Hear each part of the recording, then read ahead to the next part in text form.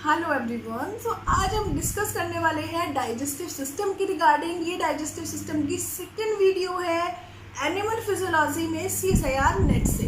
Stomach का structure देख चुके हैं, अब हमें देखना है स्टमक में डाइजेशन कैसे होता है। इफ हम स्टमक की मेम्ब्रेन देखें तो स्टमक की मेम्ब्रेन में स्टमक की जो होल मेम्ब्रेन है उसमें हमारी 4 टाइप की लेयर प्रेजेंट होती हैं। उसमें हमारी 4 लेयर्स प्रेजेंट होती हैं, 4 लेयर्स प्रेजेंट होती हैं। इफ हम आउटर टू इनर देखें, आउटर टू इनर, ये हम बात कर रहे हैं आउटर टू इनर की। आउटर पार्ट क्या है? आउटर पार्ट है इस साइड वाला, इनर पार्ट है इस साइड वाला। इट मीन्स हम बोल सकते हैं कि हम बेसल साइड से ल्यूमन साइड देखें, बेसल साइड से ल्यूमन साइड देखें। ल्यूमन साइड कौन सी? जो अंदर वाली साइड है वो है इनर साइड, ल्यूमन साइड। तो पहले हमारी फर्स्ट लेयर प्रेजेंट होती है, सरोसा लेयर प्रेजेंट होती है, देन हमारी मस्कुलरिस प्रेजेंट होती है, then some mucosa layer present होती है, and then 4th layer present होती है, that is mucosa layer. Mucosa layer में हमारा गैस्ट्रिक ग्लैंड्स प्रेजेंट होती है। जैसे हमारी सलाइवरी ग्लैंड्स प्रेजेंट थी माउथ में, बक्कल कैविटी में सलाइवरी ग्लैंड्स प्रेजेंट थी, सेम ऐसे ही स्टमक में गैस्ट्रिक ग्लैंड्स प्रेजेंट होती हैं। तो हमारी गैस्ट्रिक ग्लैंड्स प्रेजेंट होती हैं। गैस्ट्रिक ग्लैंड्स किसमें प्रेजेंट होती है? म्यूकोसा लेयर में। म्यूकोसा लेयर में गैस्ट्रिक ग्लैंड प्रेजेंट होती है। तो ये बात माइंड में होनी चाहिए कि गैस्ट्रिक ग्लैंड हमारी म्यूकोसा लेयर में है, एंड कौन सी लेयर आउटर लेयर है, कौन सी लेयर इनर लेयर है। अब जो गैस्ट्रिक ग्लैंड्स है वो म्यूकोसा लेयर में प्रेजेंट है, और अब सरफेसेस पे फोल्ड्स प्रेजेंट है, फोल्ड्स प्रेजेंट है। इसमें जो हमारा ल्यूमन की तरफ सरफेस है वहां पे हमारे फोल्ड्स प्रेजेंट है।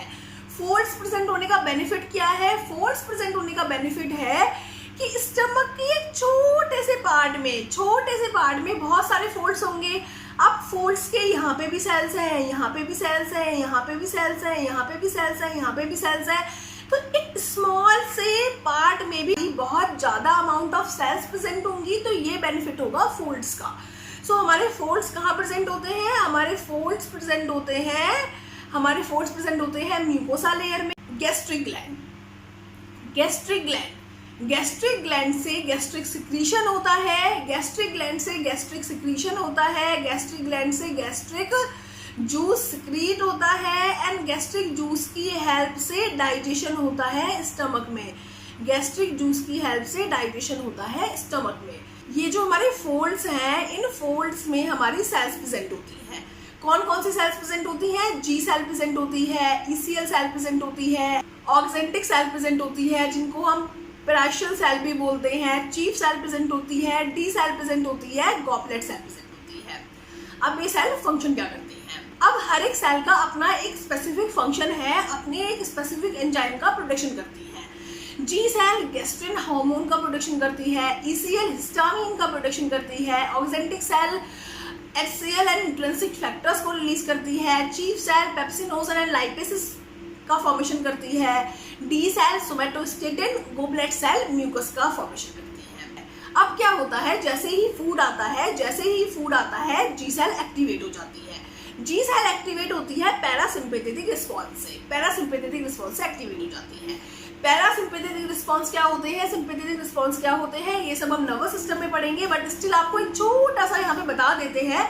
सिम्पेथेटिक रिस्पॉन्स होते हैं, एक पैरासिम्पेथेटिक रिस्पॉन्स होते हैं। सिम्पेथेटिक रिस्पॉन्स जब भी होते हैं तो हमारी हार्ट बीट इंक्रीज होती है, हार्ट रेट इंक्रीज होता है, ब्रीदिंग रेट इंक्रीज होता है। बट जब पैरासिम्पेथेटिक रिस्पॉन्स होते हैं तो हमारा सलाइवा का सिक्रीशन इंक्रीज होता है, सलाइवेशन इंक्रीज होता है, यूरिनेशन इंक्रीज होता है, एंड जो भी हमारा डाइजेशन जूसेस है ये सब इंक्रीज हो जाते हैं, ये सब सिक्रीट होना स्टार्ट हो जाते हैं। इट मीन्स डाइजेशन स्टार्ट हो जाता है। तो हमारा जब भी सिम्पेथेटिक रिस्पॉन्स आता है तो हमारा हार्ट बीट इंक्रीज होती है, हार्ट रेट इंक्रीज होता है, ब्रीथिंग रेट इंक्रीज होता है, मेटाबॉलिक रेट इंक्रीज होता है। बट जब पैरासिम्पेथेटिक रिस्पॉन्स आता है तो हमारा सलाइवेशन, यूरिनेशन ये सब इंक्रीज होता है। अब क्या हुआ? पैरासिम्पेथेटिक रिस्पॉन्स आया जिसकी वजह से सलाइवा का प्रोडक्शन हुआ और बक्कल कैविटी में हमारा डाइजेशन हुआ। अब क्या हुआ, जैसे ही बोलस आने लगा, जैसे ही फूड आया, तो हमारा जी सेल भी एक्टिवेट हुई पैरासिम्पैथेटिक रिस्पांस की वजह से। पैरासिम्पैथेटिक रिस्पांस में एसिटाइल कोलिन रिसीव करती हैं सेल्स, एसिटाइल कोलिन की वजह से पैरासिम्पैथेटिक रिस्पांस आता है। ये सब हमने कार्डिक साइकिल में भी पढ़ा था कि कार्डिक साइकिल में एसिटाइल कोलिन आता है, एसिटाइल कोलिन रिसेप्टर प्रेजेंट होते हैं, जिसकी वजह से पैरासिम्पैथेटिक रिस्पांस आता है और हार्ट बीट डिक्रीज हो जाती है। सेम यहाँ पे जैसे ही पैरासिम्पैथेटिक रिस्पांस आता है तो हमारा जी सेल्स एक्टिवेट हो जाती है। पैरासिम्पैथेटिक रिस्पांस की वजह से जी सेल एक्टिवेट हो जाती है। अब हमारी जी सेल एक्टिवेट हो चुकी है। अब जी सेल का प्रोडक्शन क्या होता है, जी सेल गैस्ट्रिन हार्मोन का प्रोडक्शन करती है। जी सेल गैस्ट्रिन हार्मोन का प्रोडक्शन करती है। जी सेल रिस्पॉन्सिबल है गैस्ट्रिन हार्मोन का प्रोडक्शन करने के लिए। अब क्या हुआ, जी सेल जैसे ही एक्टिवेट हुई उन्होंने गैस्ट्रिन हार्मोन का प्रोडक्शन करना स्टार्ट कर दिया। जी सेल ने गैस्ट्रिन हार्मोन का प्रोडक्शन करना स्टार्ट कर दिया। जी सेल की वजह से गैस्ट्रिन हार्मोन आया। अब जी सेल का गैस्ट्रिन हार्मोन बाइंड हुआ ईसीएल सेल पे। ईसीएल सेल जो थी हमारी, ये जो हमारी ईसीएल सेल थी, ईसीएल सेल पे हमारा रिसेप्टर था जी प्रोटीन कपल रिसेप्टर। हमने जीपीसीआर पाथवे पढ़ा है सेल सिग्नलिंग में, जीपीसीआर पाथवे कैसे एक्टिव होता है आप सब जानते हैं। तो हमारा जीपीसीआर रिसेप्टर प्रेजेंट होते हैं जो रिसेप्टर गैस्ट्रिन हार्मोन के लिए होते हैं। गैस्ट्रिन हार्मोन आके बाइंड होता है और जीपीसीआर पाथवे स्टार्ट होता है। जीपीसीआर पाथवे क्या है आप लोगों को पता है। इफ आपने मेरा सिग्नलिंग की वीडियोस नहीं देखी हैं तो आप लोग डिस्क्रिप्शन बॉक्स से लिंक लेके सिग्नलिंग की वीडियोस देख सकते हैं। अब क्या हुआ, गैस्ट्रिन हार्मोन आया, गैस्ट्रिन हार्मोन हमारा आके बाइंड हुआ जी रिसेप्टर पे। अब हमारा जो रिसेप्टर था ये एक्टिवेट हुआ, उसने जी प्रोटीन को एक्टिवेट किया, पीएलसी एक्टिवेट हुआ, IP3 आया और कैल्शियम का प्रोडक्शन होना स्टार्ट हुआ ईसीएल सेल में। कैल्शियम का प्रोडक्शन होना स्टार्ट हुआ ईसीएल सेल में, जिसकी वजह से ईसीएल सेल ने हिस्टामिन का प्रोडक्शन करना स्टार्ट कर दिया, जिसकी वजह से ईसीएल सेल इंड्यूस हुई कि वो हिस्टामिन का प्रोडक्शन करे। पहले क्या हुआ, रिस्पांस आया पैरासिम्पैथेटिक, जिसकी वजह से हमारा जी सेल ने गैस्ट्रिन हार्मोन का प्रोडक्शन किया। गैस्ट्रिन के आने के बाद गैस्ट्रिन ने आके एक्टिवेट कर दिया ईसीएल सेल को और ईसीएल सेल ने भी हमारा हिस्टामिन का प्रोडक्शन करना स्टार्ट कर दिया। अब आपको ये वाली बात माइंड में रखनी है कि गैस्ट्रिन जो है वो एक्टिवेट करती है ईसीएल सेल को by the help of GPCR pathway. GPCR pathway के थ्रू हमारा जी सेल ने, गैस्ट्रिन हार्मोन ने हमारा ईसीएल को एक्टिवेट किया, जिसने हमारा हिस्टामिन का प्रोडक्शन करना स्टार्ट किया। अब क्या होता है, अब हिस्टामिन क्या करता है, हिस्टामिन ऑक्जेंटिक सेल्स को एक्टिवेट करता है। हिस्टामिन क्या करता है, ऑक्जेंटिक सेल्स को एक्टिवेट करता है। अब क्या हुआ था, मींस ऑक्जेंटिक सेल्स पे हिस्टामिन के लिए रिसेप्टर है। इट मीन्स ऑक्जेंटिक सेल पे हिस्टामिन के लिए रिसेप्टर है। ऑब्वियसली ऑक्जेंटिक सेल पे हमारा रिसेप्टर है और वो रिसेप्टर किस लिए है, हिस्टामिन के लिए है। मीन्स ऑक्जेंटिक सेल एक्टिवेट हो गई हिस्टामिन के आने पर और उन्होंने प्रोडक्शन किया एचसीएल का एंड इंट्रिंसिक फैक्टर का। अब कैसे ऑक्जेंटिक सेल ने एसिड का, एचसीएल का, हाइड्रोक्लोरिक एसिड का प्रोडक्शन किया, कैसे ऑक्जेंटिक सेल ने हाइड्रोक्लोरिक एसिड रिलीज किया, प्रोडक्शन किया उसका हिस्टामिन के आने पर, वो देखते हैं। ये हमारी ऑक्जेंटिक सेल है हमारी। अब ऑक्जेंटिक सेल है ये हमारी जी सेल है। ऑब्वियसली हमारा जी सेल के पास एसिटाइल कोलिन आया, जी सेल ने हमारा गैस्ट्रिन का प्रोडक्शन किया और गैस्ट्रिन ब्लड के थ्रू हमारा गया ईसीएल सेल के पास। ये हमारी ईसीएल सेल है, ईसीएल ने हिस्टामिन का प्रोडक्शन किया। अब हिस्टामिन और गैस्ट्रिन दोनों मिलके, क्योंकि ऑक्जेंटिक के पास हिस्टामिन का रिसेप्टर भी है, ये ऑक्जेंटिक के पास हिस्टामिन का रिसेप्टर है और ये ऑक्जेंटिक के पास गैस्ट्रिन हार्मोन का रिसेप्टर है। गैस्ट्रिन हार्मोन का भी रिसेप्टर है और उसके पास एसिटाइल कोलिन रिसेप्टर भी होता है। इनके थ्रू ये हमारा क्या करती है, डायरेक्टली हमारा ऑक्जेंटिक सेल को एक्टिवेट करती है। अब हमारा ऑक्जेंटिक सेल कैसे एक्टिव हुई, तो ऑक्जेंटिक सेल के थ्रू, ऑक्जेंटिक सेल एक्टिवेट हुई तो ऑक्जेंटिक सेल के थ्रू किसका प्रोडक्शन होना है, ऑक्जेंटिक सेल के थ्रू ऑब्वियसली किसका प्रोडक्शन होना है, एक तो एचसीएल का प्रोडक्शन होना है एंड एक इंट्रिंसिक फैक्टर का प्रोडक्शन होना है। अब एचसीएल का प्रोडक्शन कैसे होता है ऑक्जेंटिक सेल के थ्रू देखते हैं। हिस्टामिन आगे बाइंड हुआ, रिसेप्टर पे बाइंड हुआ, जी प्रोटीन एक्टिवेट हुई, देन हमारा जी प्रोटीन की वजह से एसिटाइल कोलिन एक्टिवेट हुआ, उसकी वजह से साइक्लिक एएमपी एक्टिवेट हुआ और साइक्लिक एएमपी बाइंड होकर पीकेए पे पीकेए को एक्टिव कर देता है। अब पीकेए ने क्या किया, अब पीकेए ने हमारा कुछ रिसेप्टर्स को एक्टिवेट किया। हमारे कौन कौन से रिसेप्टर को पीकेए एक्टिव करता है, फर्स्ट रिसेप्टर आता है हमारा hydrogen potassium antipode. First receptor हमारा आता है हाइड्रोजन पोटेशियम एंटीपोड। ये बात माइंड में रखना, ये वाले एंटीपोड को ये एक्टिव करता है। एंटीपोड हाइड्रोजन पोटेशियम के एंटीपोड को एक्टिव किया। फर्स्ट तो हमारा ये है। सेकंड है हमारा, सेकंड उसने एक्टिवेट किया हाइड्रोकार्बन क्लोरीन एंटीपोड को। हाइड्रोकार्बन क्लोरीन एंटीपोड को एक्टिवेट किया। अब हमारी कोई भी सेल होती है उसकी टू साइड होती हैं। ये होती है हमारी उसकी बेसल साइड, ये होती है हमारी उसकी बेसल साइड जो ब्लड की साइड होती है, और ये होती है हमारी ल्यूमन साइड। ये हमारी ल्यूमन की साइड होती है। ल्यूमन में हमारा HCl आना है क्योंकि सेल्स जो है वो ल्यूमन में HCl का प्रोडक्शन कर रही हैं, और ये है हमारी बेसल साइड। ओके, अब क्या होता है, हुआ क्या, ल्यूमन साइड तो हमारा H positive K positive antipode का रिसेप्टर एक्टिवेट हुआ, और बेसल साइड हमारा हाइड्रोकार्बोनेट आयन क्लोरीन आयन के एंटीपोड का एक्टिवेशन हुआ। 2 रिसेप्टर एक्टिवेट हो गए। थर्ड रिसेप्टर होता है हमारा chlorine channel. Chlorine channel activate होता है ल्यूमन साइड। तो ये 3 रिसेप्टर है, एक हमारा ल्यूमन साइड है, एक बेसल साइड है, देन हमारा एक ल्यूमन साइड है। ये 3 रिसेप्टर एक्टिवेट हो गए। अब होता क्या है, ऑक्जेंटिक सेल के अंदर वाटर भी है, ऑक्जेंटिक सेल के अंदर कार्बन डाइऑक्साइड भी है, वाटर भी है, कार्बन डाइऑक्साइड भी है।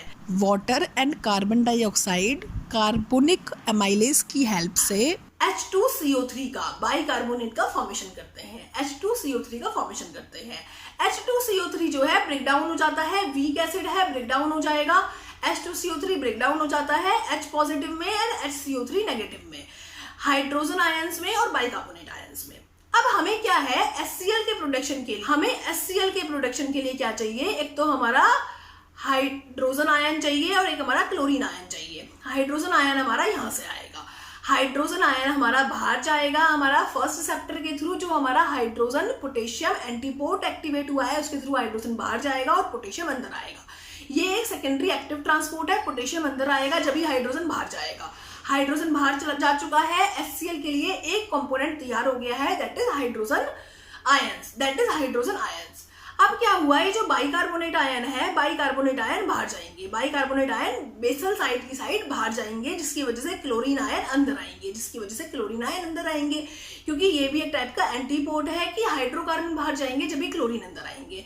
तो हमारा ये इस रिएक्शन से हमारी 2 चीजें बनी थी, हाइड्रोजन आयन और बाइकार्बोनेट आयन।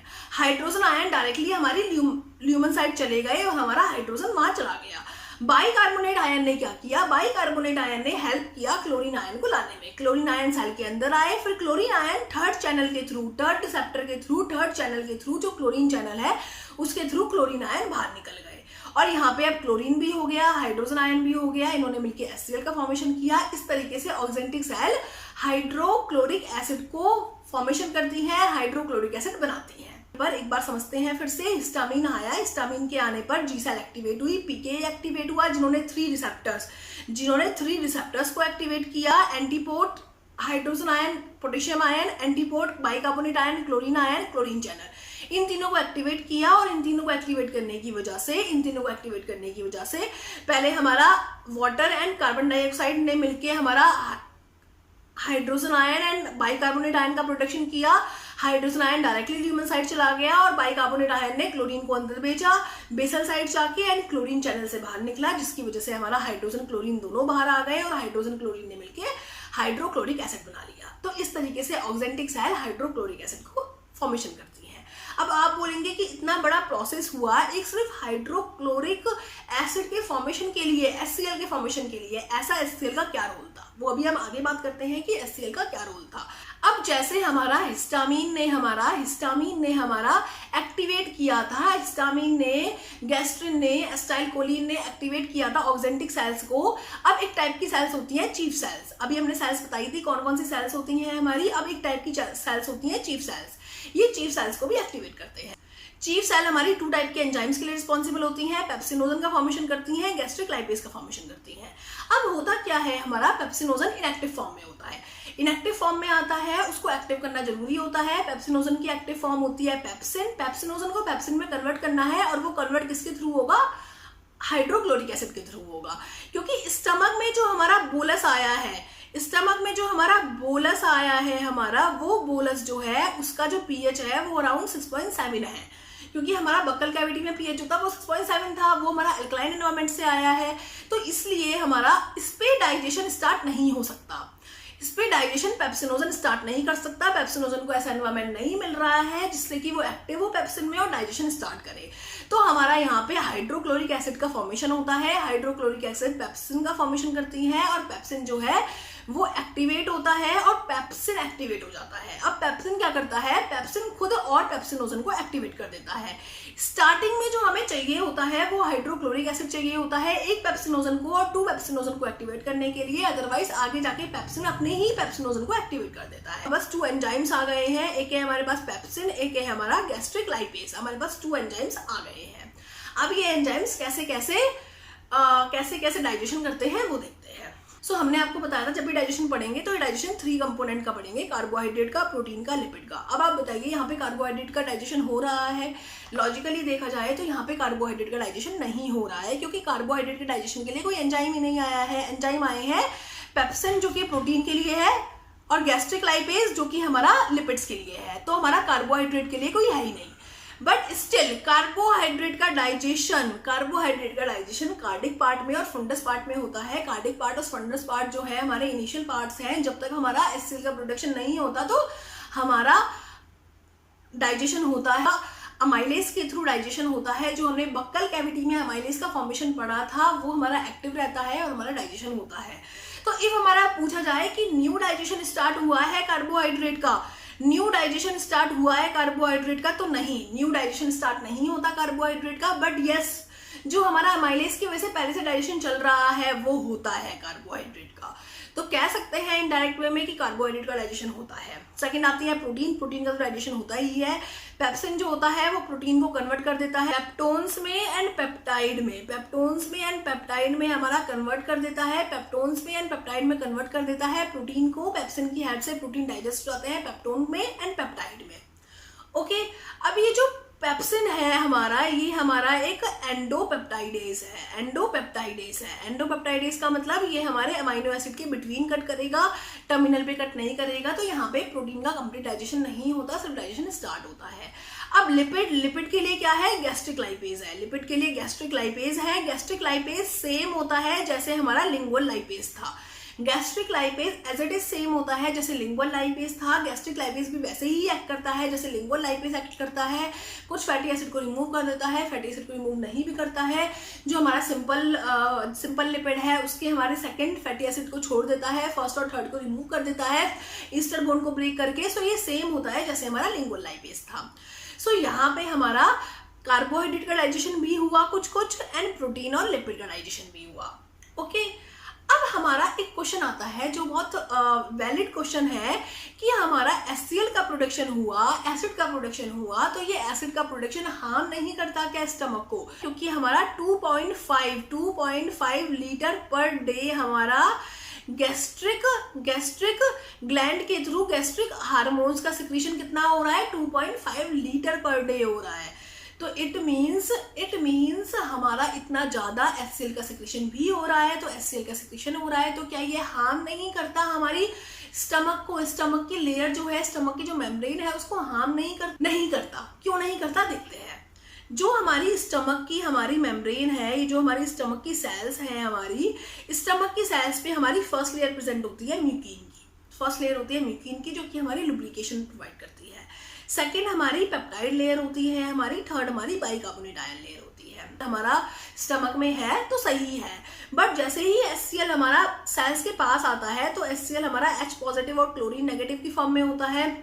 तो हमारा बाइकार्बोनेट आयन जो है वो H पॉजिटिव को एक्सेप्ट कर लेता है और H2CO3 का फॉर्मेशन कर लेता है। बाइकार्बोनिक एसिड का फॉर्मेशन कर लेता है, H2CO3 का फॉर्मेशन कर लेता है, बाइकार्बोनिक एसिड का फॉर्मेशन कर लेता है, जो कि हमारा एक वीक एसिड है। HCl हमारा एक स्ट्रॉन्ग एसिड था। HCl हमें हार्म कर सकता था, इस सेल्स को हार्म कर सकता था, बट हमारा H2CO3 एक वीक एसिड है। बाइकार्बोनेट आयंस एक्सेप्ट कर लेते हैं हाइड्रोजन आयन को। H2CO3 हमारा एक वीक एसिड है जिसकी वजह से हमारा कोई हार्म नहीं। इफ हम देखें म्यूकिन की लेयर क्यों डेवलप हुई है, यहाँ पे हमारी गॉबलेट सेल थी। गॉबलेट सेल की वजह से एक म्यूकोसल लेयर डेवलप हुई जो कि प्रोटेक्शन प्रोवाइड करती है। और म्यूकस लेयर के ऊपर भी हमारा बाइकार्बोनेट आयन प्रेजेंट होता है और बाइकार्बोनेट आयन क्या करता है? HCl को हमारा एक वीक एसिड में कन्वर्ट कर देता है और सेल को हार्म नहीं होने देता। अब क्या हुआ, ये वीक एसिड में कन्वर्ट हो गया, सेल हार्म नहीं हुई, बट इफ ये लेयर डिग्रेड हो जाए, इफ ये लेयर डिग्रेड हो जाए तो ऑब्वियसली सेल हार्म होंगी। इफ ये लेयर डिग्रेड हो जाए, डिग्रेड कब होती है लेयर? स्मोकिंग की वजह से डिग्रेड होती है, ड्रग्स की वजह से ये लेयर डिग्रेड हो जाती है, और इस लेयर के डिग्रेड होने की वजह से HCl जो है यहाँ पे अल्सर्स क्रिएट कर देता है। HCl जो है वो हमारी गैस्ट्रिक सेल्स होती हैं उनमें अल्सर्स क्रिएट कर देता है। गैस्ट्रिक अल्सर्स प्रॉब्लम क्या हो जाती है, हमें गैस्ट्रिक अल्सर्स हो जाते हैं। गैस्ट्रिक अल्सर्स की प्रॉब्लम होती है जब हमारा HCl आता है और हमारा इन सेल की मेम्ब्रेन को डाइजेस्ट करना स्टार्ट कर देता है। ओके, अब आ गया HCl का फंक्शन तो हो गया। सेकंड आता है इंट्रिंसिक फैक्टर। इंट्रिंसिक फैक्टर क्या करता है? इंट्रिंसिक फैक्टर हमारा हेल्प करता है हमारा आरबीसी के मैच्योरेशन में। इंट्रिंसिक फैक्टर का मेन रोल होता है आरबीसी को मैच्योर करना, आरबीसी के मैच्योरेशन में हेल्प करना। तो इस तरीके से हमारा डाइजेशन कंप्लीट हुआ। स्टमक में गैस्ट्रिक ग्लैंड्स के थ्रू कौन कौन सी सेल्स का क्या क्या फंक्शन है ये माइंड में रखना है, किस किस पाथवे के थ्रू ये सेल्स एक्टिवेट हुई ये सब माइंड में रखना है। नेक्स्ट वीडियो में हम डाइजेशन कंप्लीट कर देंगे एंड देन हम स्टार्ट करेंगे एब्जॉर्प्शन। Best of luck.